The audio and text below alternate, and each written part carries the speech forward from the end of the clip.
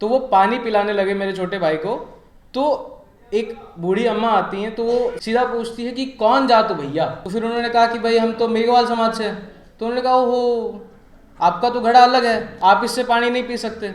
वो जब स्कूल में ज्वाइन करने गए तो उनको कुर्सी पे नहीं बैठने दिया गया। जब तक सोशल इक्वालिटी नहीं आएगी, जब तक कास्ट खत्म नहीं होगा, आप इकोनॉमिक इक्वालिटी कहीं से भी नहीं ला सकते। 2022 की बात जो मैंने अपने पर्सनल लाइफ में फेस किया, हमारे माँ बाप भी स्ट्रगल करके आगे आए हैं, वो एक उन्होंने मिडिल क्लास बनाया है, तो मैं भी उसी का एक प्रोडक्ट हूँ।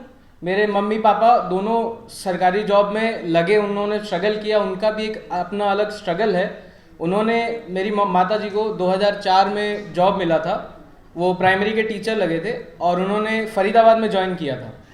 तो वहाँ पे मैं वैसे आता हरियाणा से हूँ, हरियाणा सिरसा ज़िला से मैं बिलोंग करता हूँ। तो जब उनकी पोस्टिंग हुई यहाँ पे फरीदाबाद में, जो दिल्ली के बहुत पास है, तो यहाँ जब वो 2004 में आते हैं, बस से उतरते हैं, तो उतरते ही मेरा छोटा भाई था उनके साथ। तो छोटे भाई को उन्होंने एक पीपल के पेड़ के नीचे मटका था, वहाँ पे उन्होंने उसको खड़ा किया।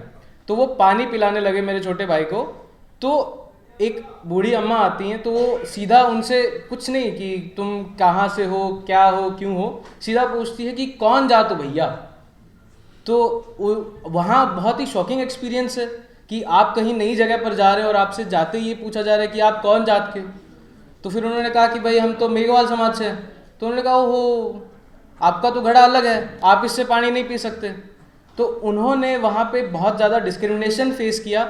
वो जब स्कूल में ज्वाइन करने गए तो उनको कुर्सी पे नहीं बैठने दिया गया। वो जब घर किराए पे लेने के लिए गए तो उनको मेन फरीदाबाद शहर में घर नहीं मिला, उनको अलग से एक कॉलोनी बसाई हुई थी कि यहाँ पिछड़ों का घर है तो दलित लोग यहीं रहेंगे। तो उनको वहाँ जाके रहना पड़ा। तो 6 महीने बाद जैसे ही उनका टेन्योर ख़त्म होता है कि टीचिंग का, अब वो जा सकते हैं घर, तो वो रातों रात वहाँ से आ गए। ऐसा नहीं कि उन्होंने वेट किया कि भाई सुबह जाएंगे, नहीं, उन्होंने कहा कि हमने बहुत देख लिया यहाँ पे। उनको वहाँ पानी पीने की सुविधा नहीं थी, कपड़े धोने की सुविधा नहीं थी, ना उनको रहने की सुविधा थी, ना उनके साथ मतलब ढंग से बर्ताव हो रहा था।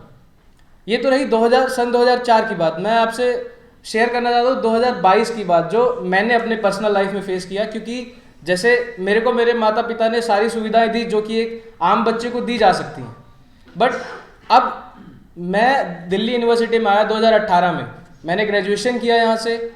मेरे को इतना ज़्यादा कास्ट का कुछ नहीं फैक्टर मतलब महसूस कराया गया कि आप किस कास्ट से आते हो। बाद में 2022 में जब मैं एमए कर रहा था तो स्टार्टिंग में कोविड का फेज चल रहा था, उसके बाद हमारी क्लासेस शुरू हुई थी। एक दो मित्र हम लोग मिले थे, यहीं सेंट्रल लाइब्रेरी है हमारे डीयू में, वहीं पे हम बातचीत कर रहे थे। तो उन्हें ये मालूम था कि मैं हरियाणा से हूँ, बट मैं कौन सी कास्ट से हूँ, मेरी जाति क्या है, ये उनको नहीं मालूम था।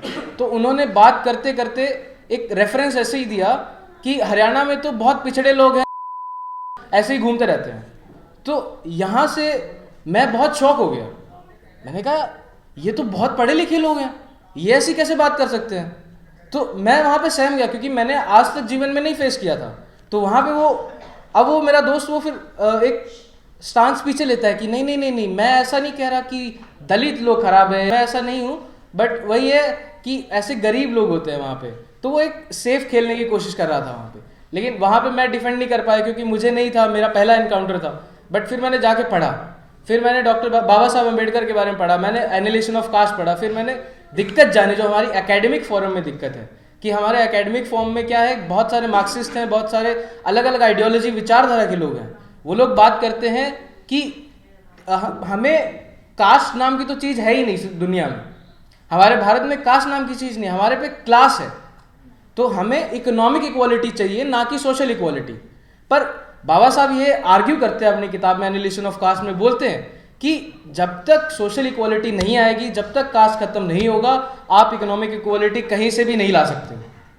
तो ये मतलब मैं कहना चाहता हूँ कि जो पढ़े लिखे लोग हैं, जो हमारे मतलब मास्टर्स कर रहे हैं, बहुत ही एक ऊंचा ओहदा है मास्टर्स का, तो वहाँ पे भी लोग जागरूक नहीं है। वो बस प्रिटेंड करते हैं, वो दिखाते हैं कि हम कास्टिस्ट नहीं है, बट रियल में वो क्या है वो हमें दिख रहा है। एंड ऑल्सो जब पीएचडी की मैं बात बताऊँ तो 2023 में मेरी मास्टर्स कंप्लीट हो गई। उसके बाद मैं पीएचडी के लिए इधर उधर देख रहा था कि मुझे कुछ टॉपिक चाहिए।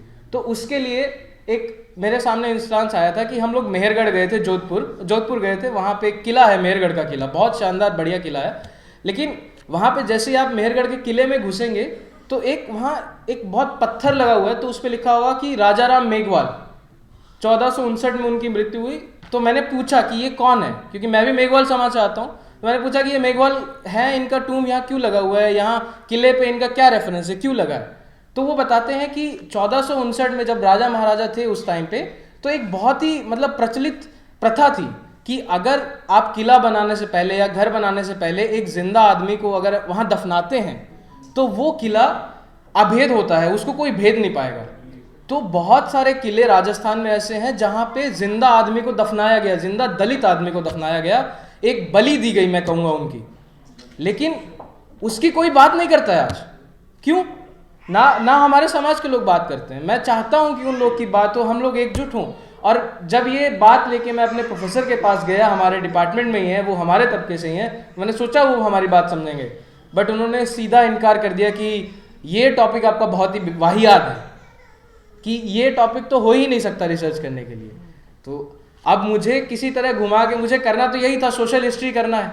तो मैं अब आज के टाइम पे मैं कर रहा हूँ वर्ल्ड वॉर 2 पे रिसर्च, जिसमें मैं मार्जिनल हिस्ट्री ट्रेस कर रहा हूँ, जो कि नॉन कॉम्बैटेंट मेरा काम है, जो कि क्या करते हैं, जो आर्मी के अंदर जो कुक्स होते हैं, जो क्लीनर्स होते हैं, जो मेडिकल वाले होते हैं, जो सफाई कर रहे हैं, जो यूनिफॉर्म बना रहे हैं, खाना बना रहे हैं, इन सब पे मेरा रिसर्च है कि मैं किसी ना किसी तरह से उनके कंट्रीब्यूशन को आगे लेके आऊँ, ताकि हम लोग को पता चले कि भाई हमारा ऐसा ही नहीं है कि भाई बहुत इंपॉर्टेंट योगदान है हर एक एस्पेक्ट में, दुनिया में, भारत में हर एक एस्पेक्ट में हमारा बहुत इंपॉर्टेंट योगदान है। तो मैं इसी में बस रिसर्च कर रहा हूँ। तो मैं बस यही कहना चाहूँगा कि हम सब लोग को एकेडमिक फील्ड में भी ऐसा नहीं है कि सब लोग पढ़े लिखे बैठे हैं तो उनका मेंटालिटी बहुत अच्छा है, नहीं, हमें वहाँ भी सुधारना है, हमें उनको भी एजुकेट करना है, हमें खुद भी एजुकेट होना है, और हमें उनको करना भी है कि आप जो कह रहे हैं ये बात सही है, लेकिन इसका प्रत्युत्तर ये है।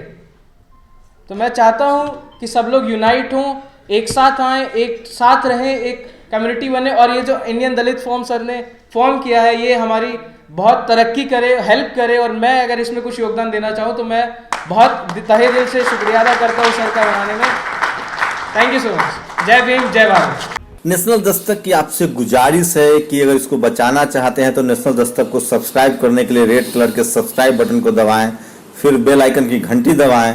नेशनल दस्तक को बचाने के लिए बहुत जरूरी है कि हर खबर को शेयर करें, लाइक करें, कमेंट जरूर करें।